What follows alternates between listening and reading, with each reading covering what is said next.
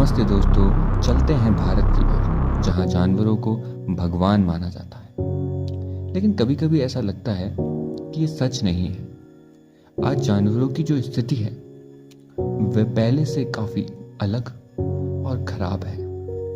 जहाँ गाय को अपने घर का सदस्य माना जाता था, अब वही गाय दाने दाने के लिए फेंके गए कचरे पर निर्भर है। उनकी इस हालत के जिम्मेदार हम इंसान ही तो है।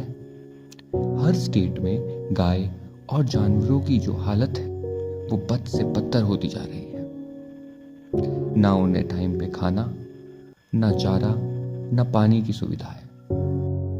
लेकिन पहले ऐसा नहीं था। सब जानवरों को अपने परिवार का सदस्य मानते थे।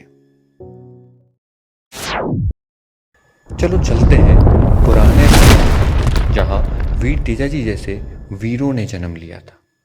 वीर तेजाजी, उनकी माता का नाम राम कुंवरी और पिता का नाम तहारजी था।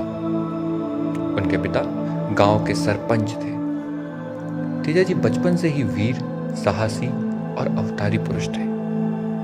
उन्हें बचपन से ही तलवार चलाना बहुत पसंद था। तेजाजी का विवाह पुष्कर राजस्थान में हुआ था, जहां उन्होंने पुष्कर घाटी पर पेमल से विवाह किया था। एक बार अपने साथी के साथ तेजाजी महाराज अपने ससुराल की ओर जा रहे थे।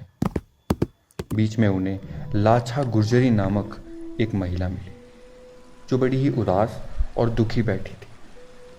तेजाजी ने कहा, हे बहन, तुम्हें क्या समस्या है? लाछा गुर्जरी बोली, मेरी गायों को मेणा नामक डाकू लूट ले गया है। क्या आप मेरी गायों को बचा सकते हैं?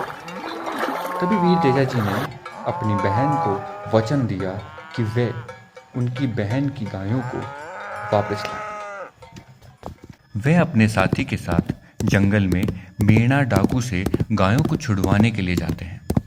रास्ते में एक बांबी के पास भाषक नामक नाग घोड़े के सामने आ जाता है एवं तेजा को डसना चाहता है। वीर तेजाजी उसे रास्ते से हटने के लिए कहते हैं, परंतु भाषक नाग रास्ता नहीं छोड़ता। तब तेजाजी उसे वचन देते हैं, हे भाषक नाग, मैं मेणा डाकू से अपनी बहनों की गायों को छुड़वा लाने के बाद वापस यहीं आऊंगा, तब मुझे डस लेना। अभी मुझे अपनी बहन को दिया गया वचन पूर्ण करना है। तेजा के वचन पर विश्वास कर भाषक नाग ने रास्ता छोड़ दिया। फिर तेजाजी आगे बढ़े और जंगल में डाकू का पीछा करते करते उसके डेरे तक जा पहुंचे। जंगल में मीणा डाकू एवं उसके साथियों के साथ वीर तेजाजी भयंकर युद्ध करते हैं। वीर तेजाजी एक एक करके सभी को मार गिराते हैं और गायों को बचा लेते हैं। पर इस युद्ध में तेजाजी खुद भी बहुत ज़्यादा घायल हो चुके थे। ऐसी हालत में भी तेजाजी अपना वचन बंधित वचन पूर्ण करने के लिए फिर से बांबी की तरफ बढ़ते हैं, जहां भाषक नाग उनका इंतजार कर रहा है। वो सारी गायों को अपने साथी के हाथों अपनी बहन के पास भिजवा देते हैं और घोड़े पर सवार पूरा शरीर घायल अवस्था में और बांबी के पास पहुंचते हैं। ये सब दृश्य देखकर भाषक नाग आश्चर्यचकित रह जाता है। वह तेजा से कहता है, तुम्हारा पूरा शरीर तो कटा पिटा है, मैं डंक कहाँ मारूं?